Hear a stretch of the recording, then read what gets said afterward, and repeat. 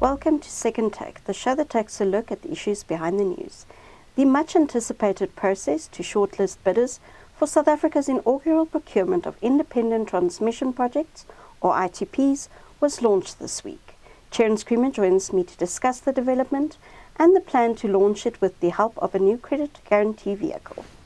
Hi, Terence. Hi, Chanel. What is the background to these ITP projects that government aims to procure?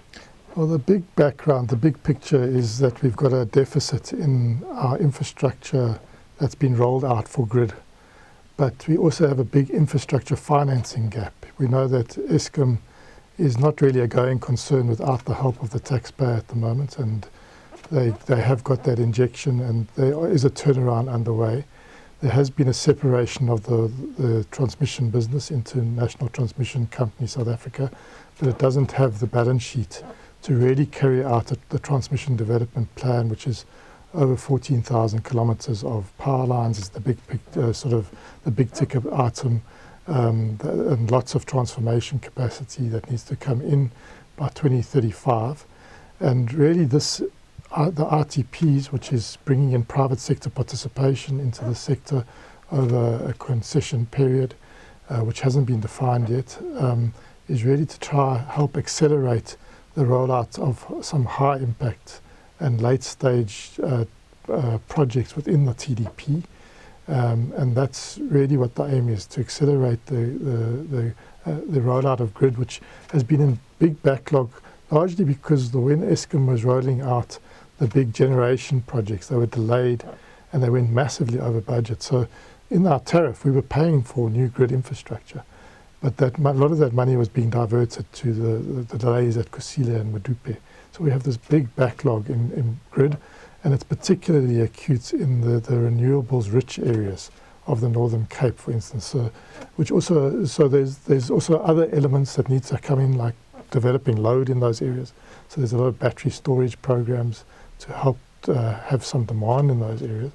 But to evacuate power from those renewables-rich areas of Western Cape, Northern Cape, Eastern Cape, we need to have some of these projects going ahead at pace. And that's really where the ITPs will help while NTCSA continues with its own build program.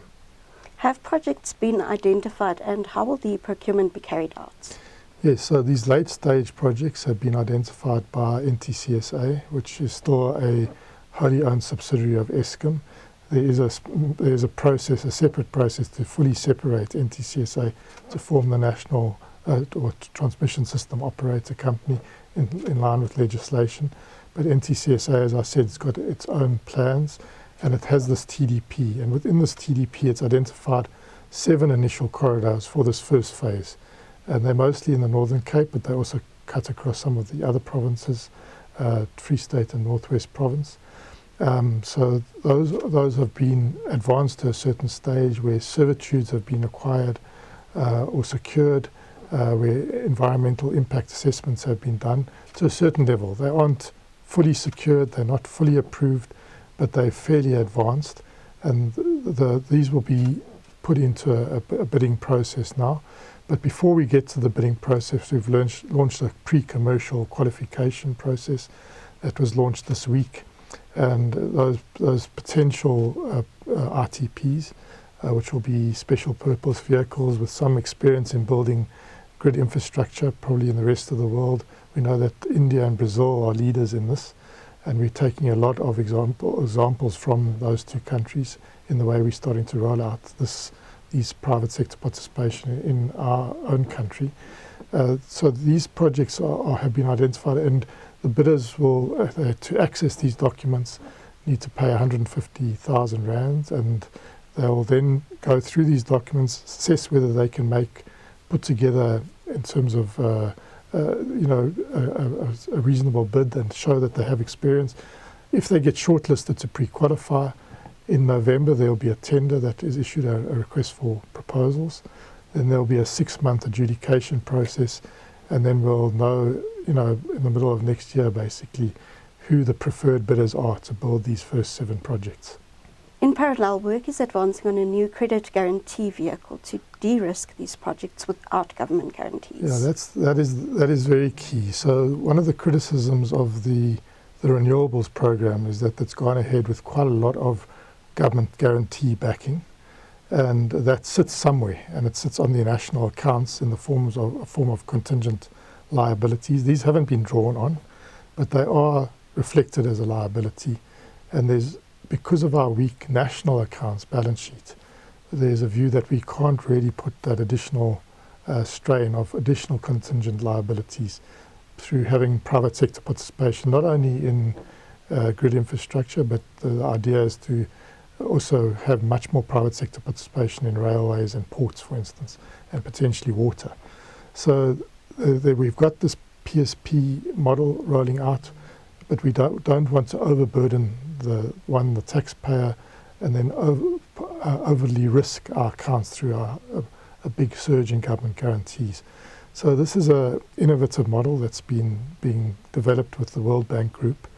It's been sort of underway for some time between the National Treasury, the Department of Electricity, and it's quite advanced, and it's looking at setting up an insurance type company, non-life insurance company that will be private with its own board, its own CEO, and it will have be capitalized to the tune of $500 million initially, and South African government said they will inject 20% of that initially. So that's about, in South African rand terms, 2 billion rand initially. That money will be raised through raising a loan with the World Bank. So there's a whole circularity that's happening here, and it is complicated. But so the idea would be to, rather than relying on having government guarantees, these RTPs will get sort of insurance that they'll get paid from the NTC SA, basically, through the tariff, but they'll get assurances beyond that through this credit guarantee vehicle. And these insurance premiums will be in some ways baked in. So they'll need to pay this credit guarantee for these premiums, and it will be baked in somehow into when they bid for the first round. And I suppose ultimately it will be reflected somehow in the tariff, the electricity tariff. So as part of the cost of delivering this privatized service. So it's complicated, it's new, it's innovative, but it's basically to deal with the challenge that South Africa has around its strain on its national accounts, but wanting to accelerate the grid without putting additional strain on those national accounts, but giving the investors the sort of comfort that they are going to get paid over the concession period. And there's been talk about this being a concession period of as little as 15 years, up to 30 years, but I think it's more likely going to be on the longer term. I think the view is probably between 25 and 30 years to lower the overall risk and cost of these RTPs. But we'll have to see what comes out through the bidding process. And really by this vehicle will be established by July next year, which is very much aligned to when we'll be hearing the first preferred bidders of the first RTPs out of what is a government's RPP office, which is running this whole procurement program. Thank you. That's the Second Take show for this week. Thank you for watching, and join us again next time for more news analysis. Also, don't forget to listen to the audio version of our Engineering News Daily email newsletter.